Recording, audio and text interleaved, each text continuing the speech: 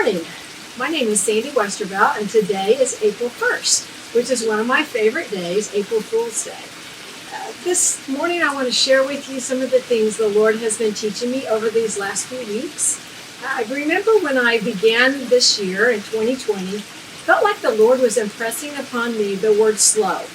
Honestly, I don't do slow well at all. I like a lot of activity and connections and people in my life. And the first 3 months of this year have been really busy for me.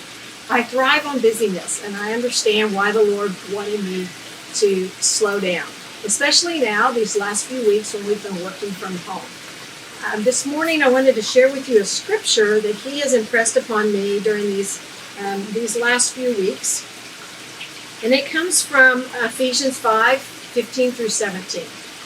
Pay careful attention then how you walk, not as unwise people, but as wise, making the most of the time, because the days are evil. So don't be foolish, but understand what the Lord's will is.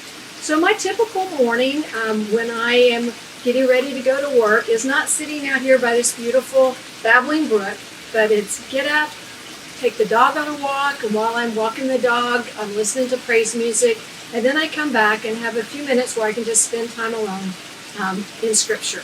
These last few weeks have allowed me to slow down and really meditate and pray through Scripture as I've been reading. One of the other practices I have finally been able to step back up and do is journal. So at the end of the day, I have a journal that I write in, and I write prayers, and I pray and ask the Lord to show me the many ways that He's allowed me to experience His presence. Another scripture I wanted to share with you is from Matthew 7, 24 through 27. Therefore, everyone who hears these words of mine and acts on them will be like a wise man who built his house on the rock. The rain fell, the rivers rose, and the winds blew and pounded that house. Yet it didn't collapse, because its foundation was on the rock.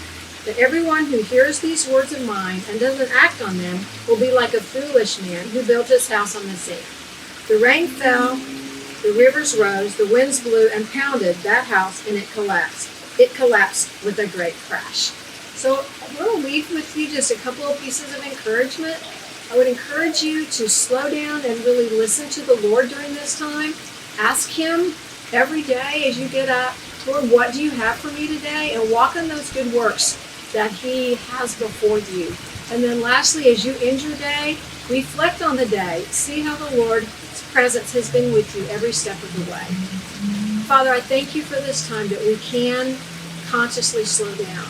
I pray that you will just remind us that you are our rock and that you never change. I thank you for your word, and I pray that you would help us to be people who obey your word and live out what you say, so that we might honor you and be lights for you during this difficult time. And it's in Jesus' name we pray.